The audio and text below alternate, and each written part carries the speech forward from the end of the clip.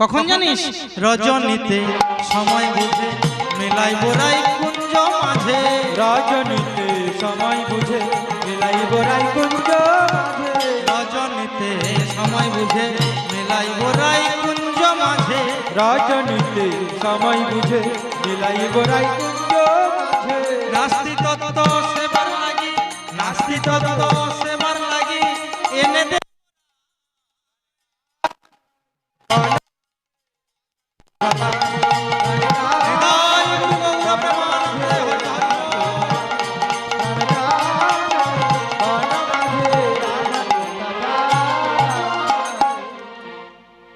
রজনীতে আমাদের সময় মতো করে রাধারানীকে তোর কাছে এনে দেব। কানাই বলছে সখা রাধাকে আমার এখনই প্রয়োজন, আর তোরা বলছিস পরে এনে দিবি, রজনীতে এনে দিবি, এটা সম্ভব নয়। ঠিক আছে ভাই, রাধারানীকে কেমন ভাবে আনবো সেটা আমার দায়িত্ব, আমার দায়িত্ব। তুই দাদার কাছ থেকে একটু অনুমতি নিয়ে আয়। কি অনুমতি? কি অনুমতি? না বলবি গিয়ে যে কানাইয়ের ভীষণ জল পিপাসা, সে যাবে যমুনায় জলপান করতে, দাদা তুমি একটু অনুমতি দাও, এইটুকু অনুমতি আনবি। সখাগণ বলছে এটা তো সোজা, এক্ষুনি যাবো আর চলে আসবো। যেই এই কথা বলেছে সমস্ত সখারা মিলে ছুটে গেলেন কার কাছে? না দাদার কাছে। দাদার কাছে গিয়ে ডাক দিচ্ছে, ও দাদা, দাদা, ও দাদা।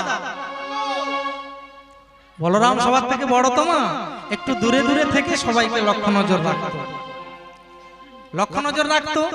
এইবারে বলরাম বলছে কি রে ভাই, তোরা এলি, আমার ভাইয়া কানাই কোথায়? তাকে তো দেখছি না, তাকে তো দেখছি না, সে কোথায়? সখাগণ বলছে দাদা কানাই তো তোমার কাছে পাঠিয়েছে। কেন? না কানাইয়ের ভীষণ জল পিপাসা, একটু অনুমতি দাও।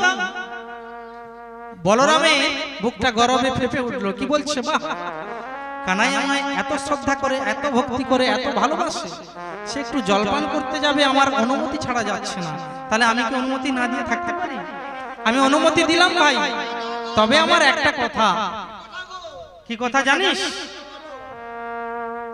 কানাই আমার যমুনায় জলপান করতে যাবে, জলপান করবে, তবে আমার একটা কথা শুনবি? জল খাওয়াবি বটে, জল যেন খায় না, খাওয়াবি বটে, জল যেন খায় না, খাওয়াবি বটে জল যেন খায় না। ও দাদা কি বললেন? কি জল খাওয়াবি বটে, জল যেন খায় না? একবার বলছো জল খাবে, আবার বলছো জল যেন না খায়। এটা কিরকম অনুমতি দিচ্ছ? এটা অনুমতির একটা ছিরি হলো বল। বলরাম বলছে বুঝলি না ভাই, একটু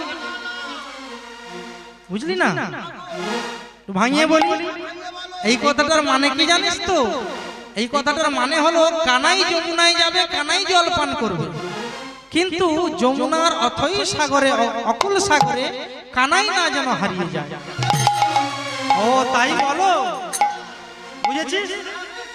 তবে আরো একটা কথা শোন, ভক্ত বিনা অভক্তের জল যেন খায় না, ভক্ত বিনা ভক্তের জল যেন খায় না, ভক্ত বিনা ভক্তের জল যেন খায় না, ভক্ত বিনা ভক্তের জল যেন খায় না।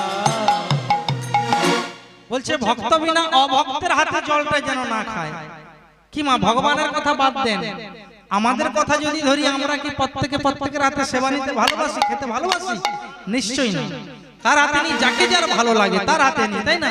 তাহলে দেখুন আজকের এখানে ভগবান এসেছেন, ভগবান কি আমরা চাইবো প্রত্যেকে সেবা দিতে? প্রত্যেকের হাতে নাও নিতে পারে, তাহলে কার হাতে নেবেন? না তার যে ভক্ত হতে পারবে। আজকের বাবু তার ভক্ত হতে পেরেছেন, আজকের ভগবানকে আনয়ন করিয়েছেন, তৎসঙ্গে নরনারায়ণ সেবা দিয়েছেন, তাই না? তাহলে তার ভক্ত হতে পেরেছেন বলে তিনাকে আনয়ন করেছেন এবং তিনার হাতে সেবা নিচ্ছেন ভগবান। তাহলে ভক্ত ছাড়া ভগবান অন্য কোনো জনের হাতে সেবা নেবে না, অভক্তের হাতে সেবা নেবে না, তাই তো? এইবারে সখাগণ বলছে ও দাদা তোমার চিন্তা নেই, আমরাও ঠিক করেছি, কি জানো? সেই জল পিয়াবো, সেই জল পিয়াবো, সেই জল পিয়াবো, সেই জল পিয়াবো, সেই জল পিয়াবো, তুলিয়া রেখেছি, তুলিয়া রেখেছি, আমরা হৃদয়ে সরোবরে তুলিয়া রেখেছি, হৃদয়ের সরোবরে তুলিয়া রেখেছি। দাদা আমরাও চিন্তা করেছি কানাইয়ের যে ভক্ত হবে তার হাতে কানাইয়ের সেবাটা দেব। আর বিলম্ব করিস না, চলে যা। অনুমতি পেয়ে সখাগণ চলে আসছেন কোথায়? সখাগণ চলে আসছে কানাইয়ের কাছে। আর বলছে কি, কানাইয়ের কাছে চলে আসছে আর বলছে, ও রাধে গোবিন্দা गोपाला तेरा प्यारा नाम है ओ राधे गोविंदा तेरा प्यारा नाम है ओ राधे गोविंदा गोपाला तेरा प्यारा नाम है ओ राधे गोविंदा तेरा प्यारा नाम है जमुना किनारे गाँव चराओ ये जमुना किनारे गाँव चराओ हे जमुना किनारे गाँव चराओ ये जमुना किनारे गाँव चराओ हे नंद की नंद लाला राधे गोविंदा गोपाला तेरा प्यारा नाम है ओ राधे गोविंदा गोपाला तेरा प्यारा नाम है কানাইয়ের কাছে এসে বলছে, কানাই দাদা অনুমতি দিয়েছে, এইবারে ভাই তুই যমুনায় যেতে পারিস। দাদার অনুমতি পেয়ে সখাগণের কাছে কানাই আমার নবলক্ষ ধনুর পাল রেখে দিয়ে চলে যাচ্ছেন যমুনায় জলপান করবার জন্য। আর বলছে কি, সখাগণ সঙ্গ ছড়ি যদু নন্দ নন্দন নন্দ নন্দ চলো তহিনা গররা চলত ভামিনী মনোরথে চলল বিপিন পথে সাধিতে মন মত সাধিতে মন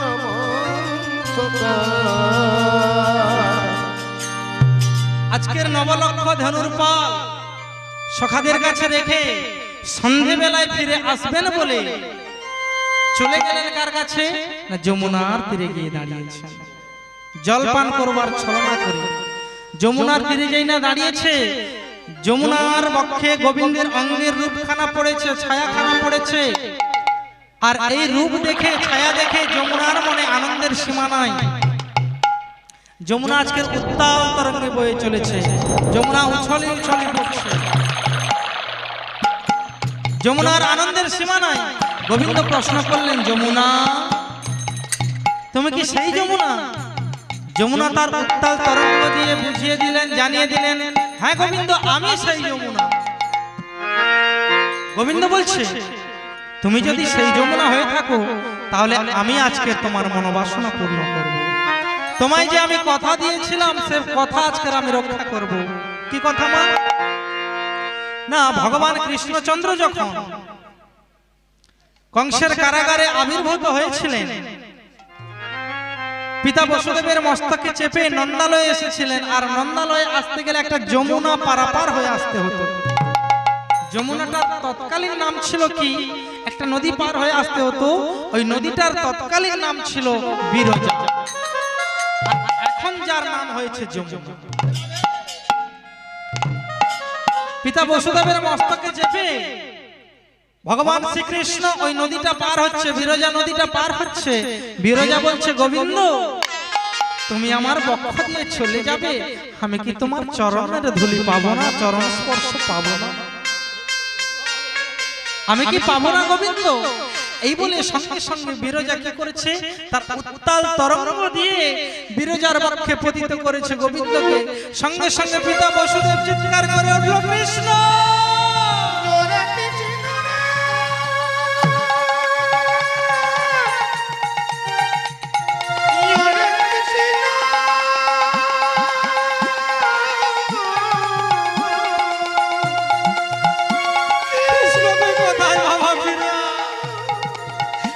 কৃষ্ণ তুই কোথায়? আমার কোলে আয় কৃষ্ণ, আমার কোলে আয়। এর আগে আমি সাতটা সন্তানকে হারিয়ে ফেলেছি কৃষ্ণ। বাছরে আমার কোলে ফিরে আয় বাবা। আমি দৈবকীকে দিয়ে কি উত্তর দেব, কি জানাবো দৈবকীকে?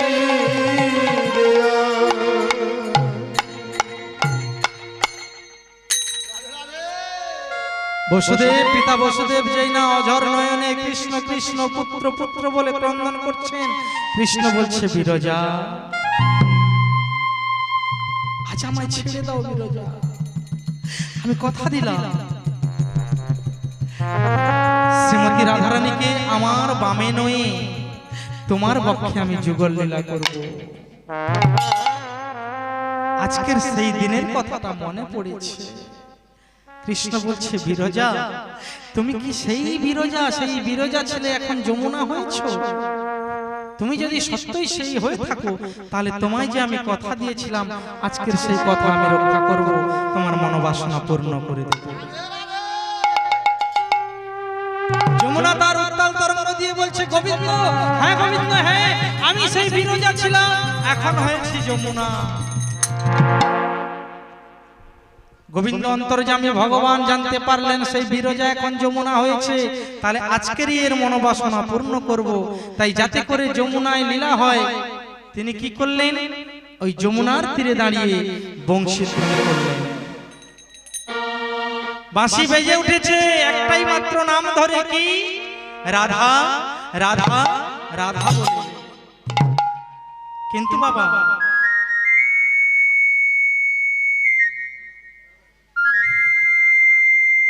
বৃন্দাবনে ছিল পঞ্চরসের ভক্ত, শান্ত দাস্য সখ্য বাৎসল্য মধু,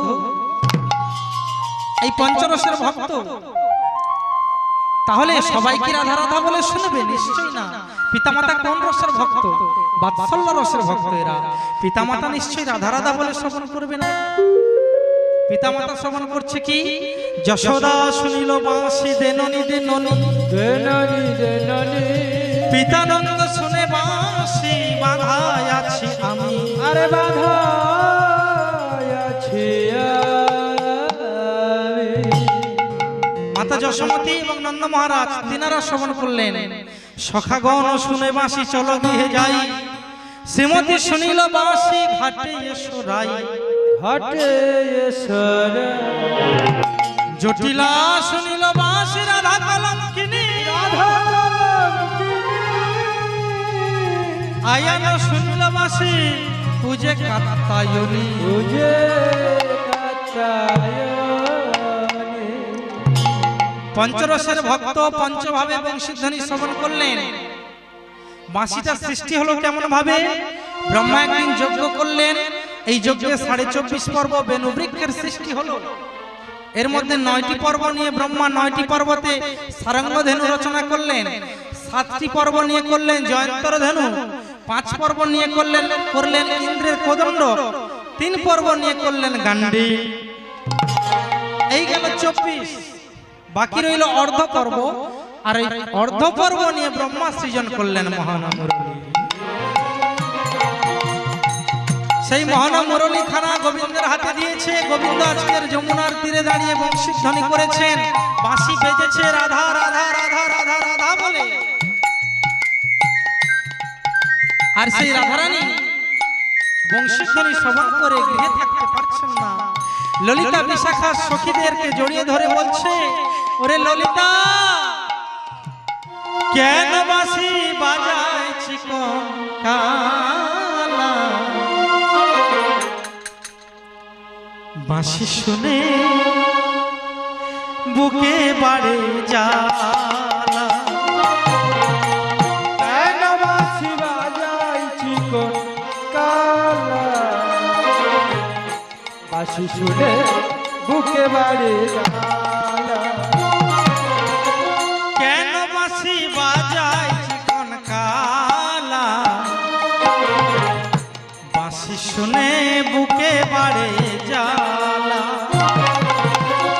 কেন বাঁশি বাজাইছি কালা,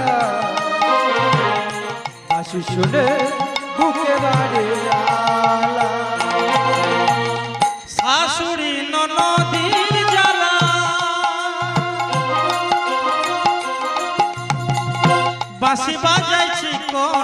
কালা শাশুড়ি নদীর জ্বালা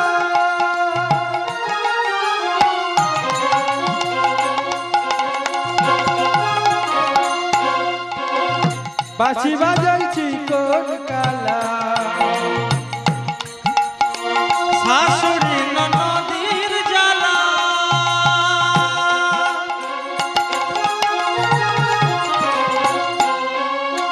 বাঁশি বাজাইছি কোন কালা শাশুড়ি নদীর জ্বালা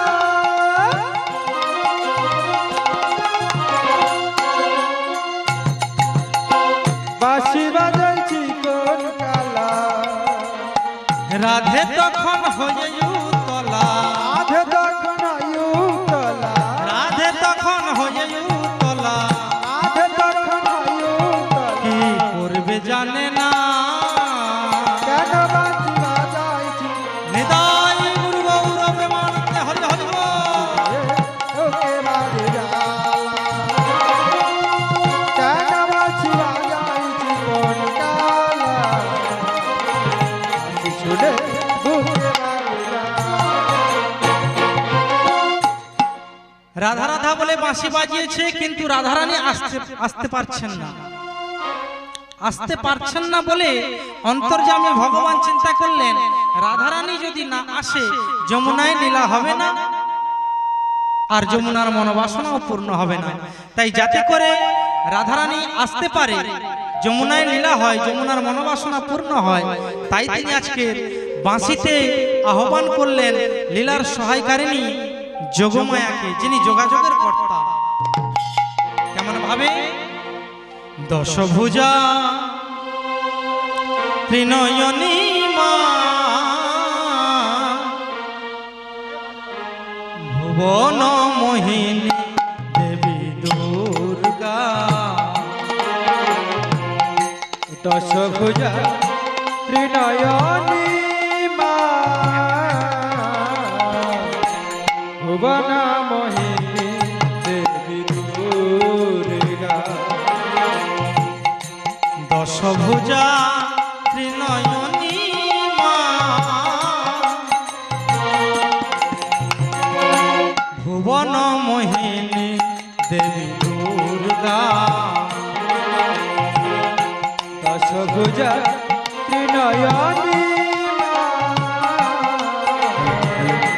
ভুবন মোহিনী দেবী দুর্গা শক্তি রূপা তারা ও কালিকা আলো শক্তি রূপা তারা ও কালিকা শক্তি রূপা তারা ও কালিকা শক্তি রূপা তারা ও কালিকা অসুর নাসিনী সিংহ বাহিনী দেবী দুর্গা দশভুজা ত্রিনয়নী মা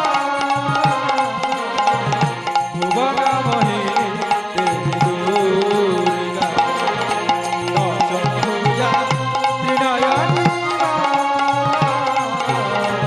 ভুবন মোহিনী দেবী দুর্গা মহিষমর্দিনী মহামায়া গিরিদুলালী মাগো শিব জয়া মহিষমর্দিনী মহামায়া গিরিদুলালী মাগো শিব জয়া মহিষমর্দিনী মহামায়া গিরিদুলালী মাগো শিব জয়া মহিষমর্দিনী মহামায়া গিরিদুলালী মাগো শিব জয়া শিব ঘরণী শিব জয়া আগো শিব ঘরণী তুমি শিব জয়া শিব ঘরণী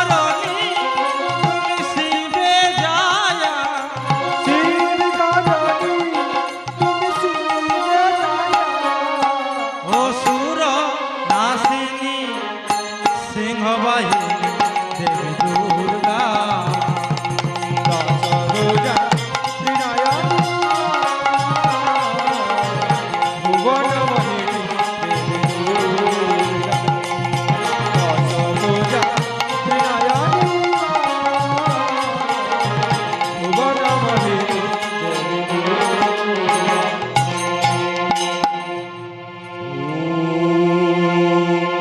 सर्वमंगल मंगले शिवे सर्वार्थ साधिके शरण्ये त्र्यंबके गौरी नारायणी नमस्ते सृष्टि स्थिति विनाशानां साक्षिभूते सनातनी गुणाश्रयी गुणमयी नारायणी नमस्ते जागो তুমি